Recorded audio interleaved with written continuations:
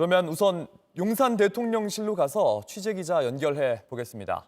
강희영 기자가 나가 있습니다. 강희영 기자, 4차 대국민 담화 내용 어떤 내용이 들어갔습니까?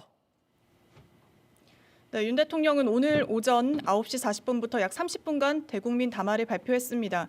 대국민 담화에서 윤 대통령은 왜 비상계엄령을 선포할 수밖에 없었는지 그 당위성을 설명하는 데 대부분의 시간을 할애했습니다. 그 과정에서 목소리가 커지고 또 거친 표현을 쓰면서 다소 격앙된 반응을 보이기도 했는데요. 먼저 지금 야당은 비상계엄 선포가 내란죄에 해당한다며 광란의 칼춤을 추고 있다며 과연 지금 대한민국에서 국정마비와 국헌 문란을 벌이고 있는 세력이 누구냐고 꼬집었습니다. 그러면서 야당의 국무위원들에 대한 탄핵 사례를 언급하며 자신들의 비위를 덮기 위한 방탄 탄핵이고 공직기관과 법질서를 완전히 무너뜨리는 거라고 했습니다. 이런 사람들이야말로 나라를 망치려는 반국가 세력 아니냐라고 되물었는데요.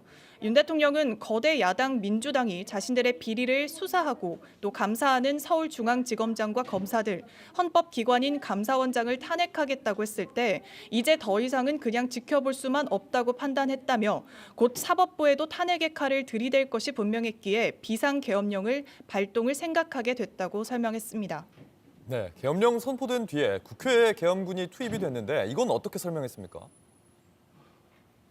네, 윤 대통령은 헌법의 틀 내에서 대통령의 권한을 행사했다고 강조했는데요.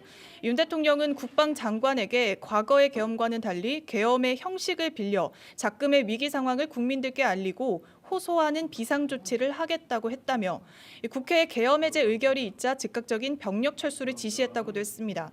이어서 계엄 선포 방송을 본 국회 관계자와 시민들이 대거 몰릴 것을 대비해서 이 질서 유지를 하기 위한 것이지 국회를 해산시키거나 또 기능을 마비시키려고 한 것은 아니었다고 강조했습니다. 병력이 투입된 시간은 한두 시간 정도에 불과했고 만일 국회 기능을 마비시키려고 했다면 평일이 아닌 주말을 기해서 계엄을 발동했을 거라고도 설명했습니다. 네, 윤 대통령은 물러나지 않겠다 이렇게 공개적으로 선언한 거죠. 그렇습니다. 윤 대통령은 자진 사퇴의 뜻은 없다고 못 박았습니다. 윤 대통령은 탄핵하든 수사하든 저는 아예 당당히 맞설 거라고 했습니다.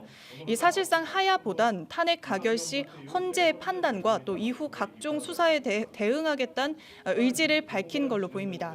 윤 대통령은 질서 유지를 위해 소수의 병력을 잠시 투입한 것이 폭동이란 말이냐, 도대체 2시간짜리 내란이라는 것이 있는 것이냐고 주장하며 자신에게 적용된 내란 혐의도 강하게 부인했습니다.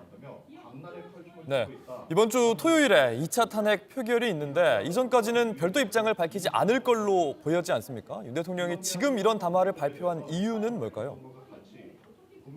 네, 아무래도 이번 이 내란 사태의 정면 돌파하기로 방향을 정한 걸로 보입니다.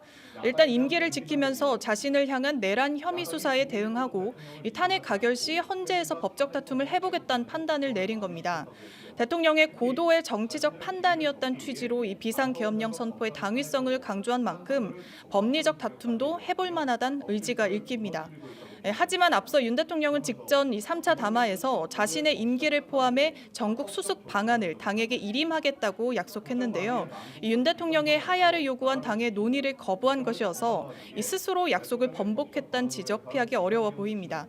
오는 14일 2차 탄핵안 표결을 앞두고 여당에서도 이 표결에 참석하겠다는 의원들이 늘고 있어서 이 탄핵 가결 가능성이 더 커졌다는 해석도 나옵니다. 강 기자, 그런데 오늘 담화는 대통령실 청사에서 사전 녹화를 한 겁니까? 네, 맞습니다. 윤 대통령은 오늘 오전 8시 20분쯤 이곳 대통령실 청사에 출근했습니다. 지난 7일 3차 담화 이후에 닷새 만인데요. 오늘 오전 이 대국민 담화를 녹화한 것으로 전해집니다. 윤 대통령은 30분쯤 이곳 청사에 머문 뒤 지금은 이곳에 머물지 않고 있는 것으로 전해집니다. 지금까지 용산 대통령실에서 JTBC 강연입니다.